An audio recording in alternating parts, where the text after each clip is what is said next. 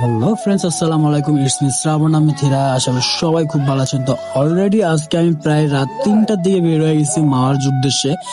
আর মাওয়ার উদ্দেশ্যে আসলে বের হওয়াটা খুবই আমার টোটালি আনএক্সপেক্টেড ছিলাম আমি, কারণ আমার কোনো ইচ্ছাই ছিল না আজকে বের হওয়ার। কিন্তু ছোট ভাইয়ের জন্য অলরেডি রাত 3টার দিকে বের হইতেছে বাধ্যতামূলক, কারণ ও অলরেডি মোহাম্মদ চলে আসছিল, তো দ্যাটস এই জন্য বের হইতেছে। যাই হোক, বাট এসে অতটা খারাপ লাগে না, একটু ব্যাড বাস লাগতেছিল, কারণ টোটালি একা আসছি মাওয়াতে।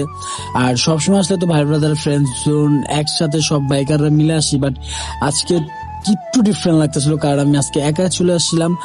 তো তো আসলে যে টাইমটা আসছি খুবই ভালো লাগছে। তো কিছুক্ষণের ভিতরে মর্নিং চলে আসছিল।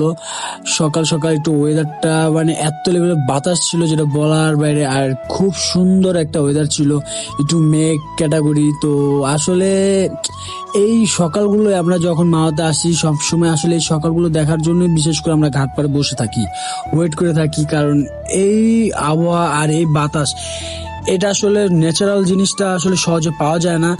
তো বাট আজকে আমার ছোট ভাইয়ের জন্য একদিক দিয়ে ওর উপর রাগ থাকলেও আসলে আরেক দিক দিয়ে মানে পোষায় গেছে অলমোস্ট, মানে মনে হয়েছে না আমি সার্থক আসলে সকাল সকাল মর্নিং টাইমে এখানে আসার পর।